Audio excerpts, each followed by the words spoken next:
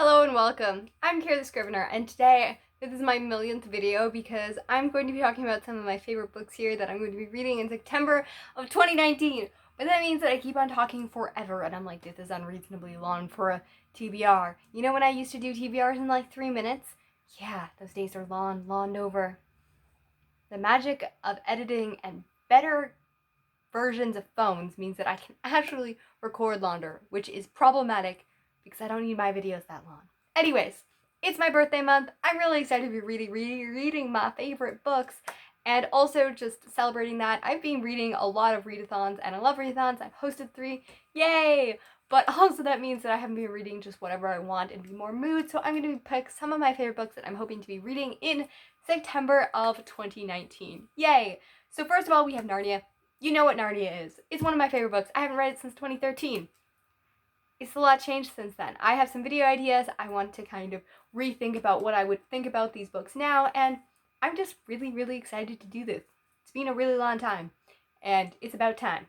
Second, Seven Realms. One of my favorite series of all time, first read in 2016, and I read all books in like 1 week, and they're long books, like 600 pages each books. And I adore them. It follows Reza and Emeria, who is an heir to a princess, and Han Alistair, a former street lord. And they come from very different worlds, and they don't interact a lot, so it's very fragmented, but they interact a lot with the same people, which I really enjoy seeing those different sides, and it's brilliant. You should check it out. Also, if you want to reread any of these books or read them for the first time with me, I would love that. Buddy reads are amazing, and I don't do them enough because I'm shy. Yeah. Or like anxious. More anxious than shy.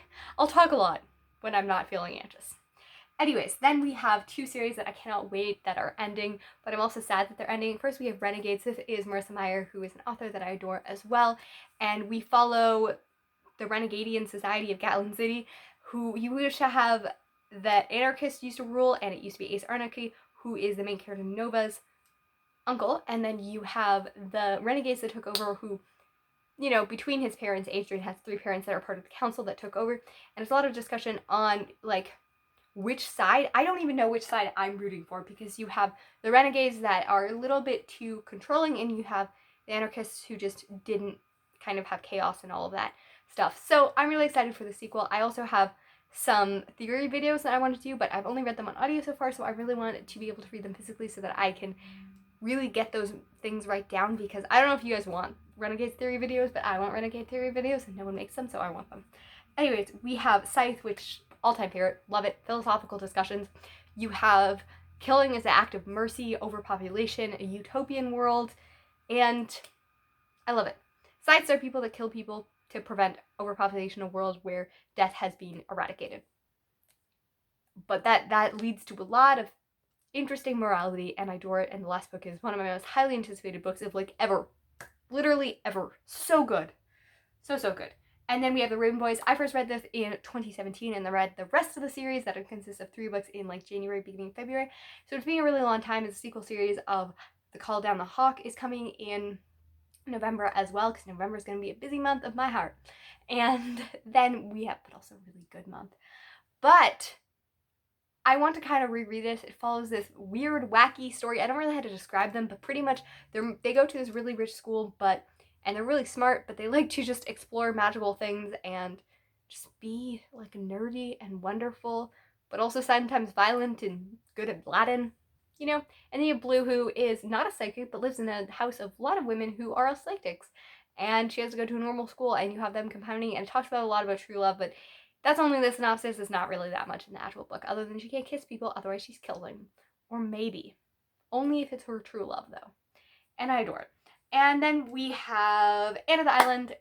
I love Anne of Green Gables. I started rereading the series last year. It is one of my childhood favorites, and Anne Shirley will always mean a lot to me as a person. She is hugely impactful on who I was as a child, and every time I read a book by her, I just see, or by Lucy Maud Montgomery, I see how much she was influenced me, and I didn't even realize. So really excited, and this looks a lot about her identity and finding her roots and who she is, and all of those things, and I adore it. And then we have Gilded Wolves. This is my favorite book of 2019. I have ranted about it in several books that I will leave up there. Videos is what I'm talking about. And I love the diversity. I love the representation. It's a heist. Deals with magic based in religious Babylonian times, which is cool. And on Babylon, not Babylonian. I can talk. This is me trying to talk real quick. And what else are we talking about? The metric system is slightly confusing. I want to reread it, and I'm really excited for the sequel. And I just love found family. I know a lot of people are upset the fact that we don't see them become found, but I just love that. Like, you don't always have to start at the beginning of the novel. You're never going to start at the beginning of the story. So just let us start with where we don't have to worry about them going through all the areas of getting to know each other when we know they're going to get to know them. Just let us meet friends that are awesome and incredible and care for each other and great female friendships. Okay, I'm talking too much. And The Near Witch, this is the first book by V.E. Schwab, Victoria Schwab. I'm not sure which one this one actually is. It was non-printed and this printed. I think it's paranormal. I don't know. I just want to read her books because they're good. And Lady's Guide to Petticoats and Piracy. I read the first one by Mackenzie Lee, The Gentleman's Guide, last year. It was fun with that problematic, like the characters are but I am really excited because this has asexual representation. Felicity, my girl. Although I've heard things that she's more interesting as a side character, I can believe that. But I'm excited because asexuality representation is not something we see enough, and it makes me sad. A Wind in the Door, this is a sequel to A Wrinkle in Time, the second in the Time Quartet, and I was really, really surprised by how much I loved the first book. It really comes off as timeless as it follows them going throughout space and also different worlds, and it's magical, and I can't wait for it. And then we have A Series of Unfortunate Events. This is a series about very unfortunate mishaps that happen to these 3 orphans that are having this world just get progressively world as it goes on. I know it has a lot of morality conversations and all of that. Fifth is going to be the fourth one, The Miserable Mill, the fifth one, The Last Year Academy, and the sixth one, The Rat's Elevator.